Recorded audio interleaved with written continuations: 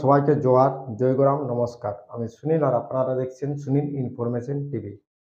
দেখুন, কুর্মী আন্দোলনের ভবিষ্যৎ কি? এই প্রশ্নটা আজকে মনে হচ্ছে। কারণ এই যে কুর্মী আন্দোলন, এই কুর্মী আন্দোলনের যে লক্ষ্য, মেন দাবি, সেই লক্ষ্য থেকে মনে হচ্ছে যে আন্দোলনটা ধীরে, ধীরে সরে যাচ্ছে।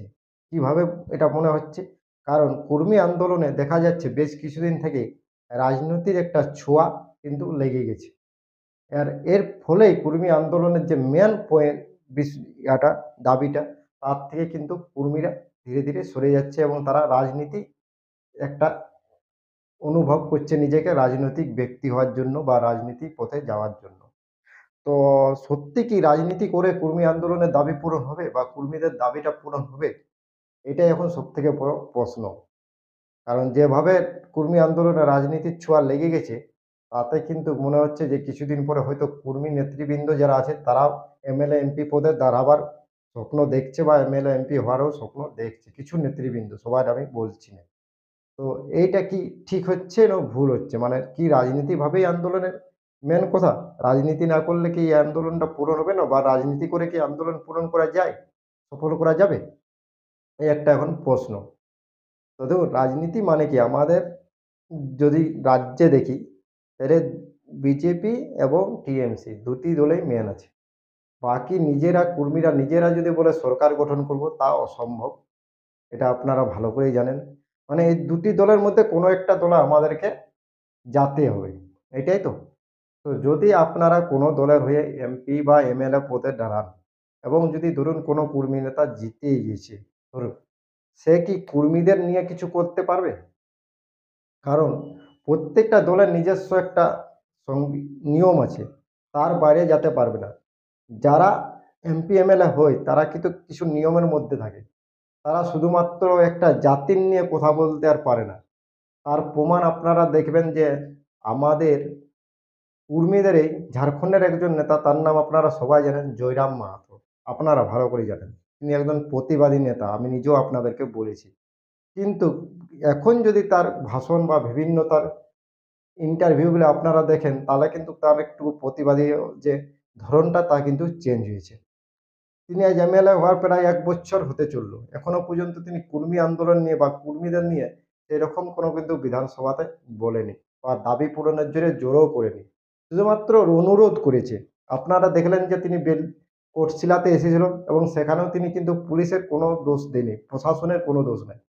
তিনি দোষটা দিয়েছে কর্মীদেরই। তবে তিনি একটা জিনিস বলেছেন যে যারা এই ঘটনাটা ঘটিয়েছে বা যারা এখন দোষী হয়ে আছে তাদেরকে জামিনে মুক্তি করার জন্য তিনি প্রশাসনের কাছে অনুরোধ করেছে। তো আমি বলছি অনুরোধ করে বা ভিক্ষা মাগে কোনোদিন কোনো কিছু কি আদায় করা যায়? কারণ যদি আপনারা দেখেন যে রাজনীতিতে যদি যাওয়া হয়, তাহলে সেই যে দল, সেই দলের যদি আপনি টিএমসি, বিজেপি কোনো একটা দলের হয়ে রাজনীতিতে যান, তাহলে কিন্তু সেই দলটার কাছে আপনারা অনুরোধ করতে পারবেন যে আমাদের দাবিটা আপনারা একটু পূরণ করার কথা ভাবুন। বা কথাটা রাখতে পারবেন। জোর করতে পারবেন? পারবেন না। মানে ভিখ মাগতে হবে, ভিখ মাগে যেটা আমাদের বাংলা ভাষায় বলে আমাদের ভাষায় ভিখ মাগতে হবে। তো ভিখ মাগে কোনো দাবি পূরণ করা যায় না।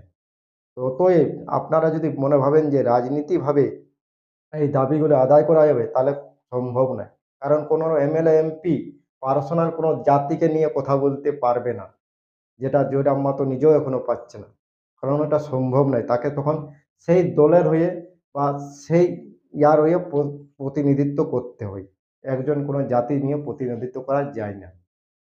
তো এখান থেকে একটা জিনিস পরিষ্কার যে কর্মী আন্দোলনে কিন্তু যে রাজনীতির ছোঁয়া যাচ্ছে তাতে কিন্তু আন্দোলনের যে গতিপথ তাতে কিন্তু বিপরীত গতিপথ একটা লক্ষ্য করা যাচ্ছে। আন্দোলনের যে মেন উদ্দেশ্য দাবি পূরণ সবথেকে বড় এসটির দাবিটা। দ্বিতীয়ত যেটা ছিল সেটা হলো আমাদের ভাষাটাকে স্বীকৃতি দেওয়া। আর ৩ নম্বর সেটা হলো আমাদের ধর্মটাকে রক্ষা করা। এই যে ৩ টে দাবি, এই ৩ টে দাবি কিন্তু পূরণ করতে গেলে আপনাদেরকে মানে লড়ে পূরণ করতে হবে আমাদেরকে। কোনো কাউকে ভিক্ষা মাগে বা কারো কাছ থেকে মানে অনুরোধ করে এই দাবিগুলো পূরণ করবে না। কারণ আমরা দীর্ঘ ৭৫ বছর ধরে যে আন্দোলন চলছে, সেটা কিন্তু অনুরোধ করাই হচ্ছে বিভিন্ন প্রশাসনকে সব জায়গাতে। কিন্তু আজ পর্যন্ত কেউ এই দাবি নিয়ে কোনো কিছু বলেনি। আপনারা যদি দেখেন তো জ্যোতির্ময় থেকে শুরু করে সুশান্ত, শান্তিরাম মাহাতো, আরো অনেক কিছু ছিল, নেপাল মাহাতো। কেউ কি কর্মীদের দাবি নিয়ে কোনোদিন কোথাও সোচ্চার হয়েছে? হয়নি। তারা শুধুমাত্র অনুরোধ করেছে ২-১ জনে।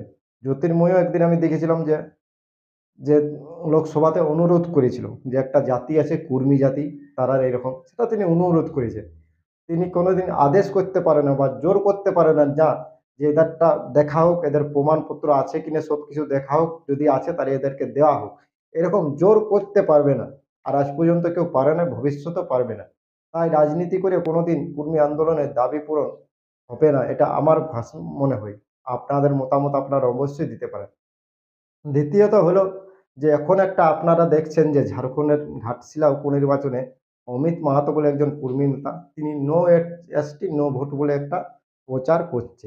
যার সাড়া কিন্তু ভালো করে বোঝা যাচ্ছে যে ওখানে সাড়া ভালোভাবে প্রভাব পড়েছে। কারণ বিভিন্ন নিউজ মিডিয়া থেকে শুরু করে সব জায়গায় এই প্রভাবটা পড়ছে।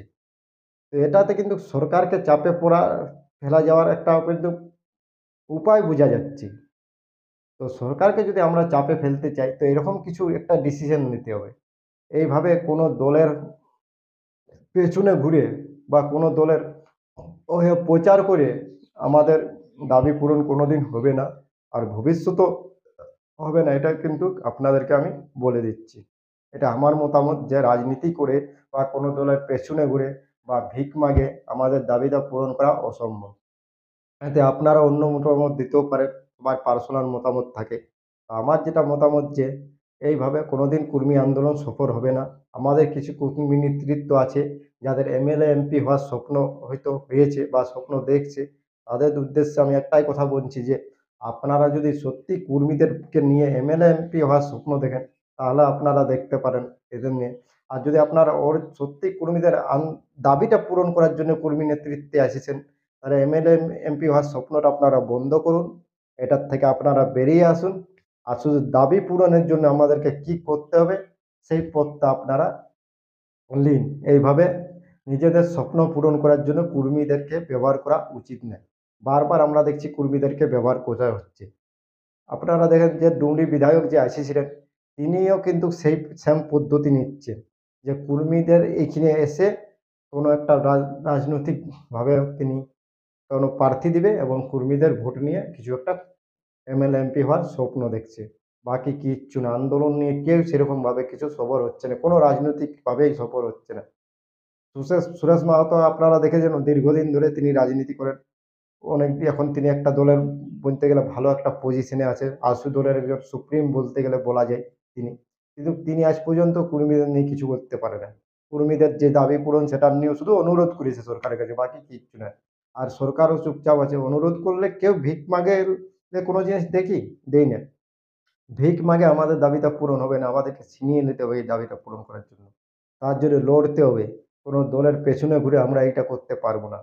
তাই বলছি যে এই দাবিটা পূরণ করার জন্যে রাজনীতি থেকে বেরিয়ে আসতে হবে এবং আমাদের অন্য কোনো পথ দেখতে হবে। যেমন নো এসটি নো ভোট, এটা কিন্তু একটা মনে হচ্ছে যে এই পথটা সত্যিই একটা ঠিক।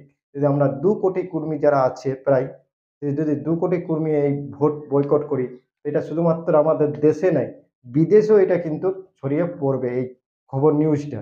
আর তাতে সরকারকে বড়, বড় রাজনীতি প্রধানমন্ত্রী থেকেও চাপ সৃষ্টি হওয়ার সম্ভাবনা আছে। সম্ভাবনা কি, চাপ সৃষ্টি হবেই যদি এতজনে ভোট বয়কট করে তো। তাহলে আমাদের পথটা আমাদেরকে নিজেকেই বেছে নিতে হবে। কারো পেছনে ঘুরে আমরা এটা করতে পারব না। তো আজকের ভিডিও আর কিছু বললাম না। থ্যাংক ইউ, ধন্যবাদ। ভালো থাকবেন, সুস্থ থাকবেন। জোহার, আদিবাসী কর্মী সমাজ জিন্দাবাদ।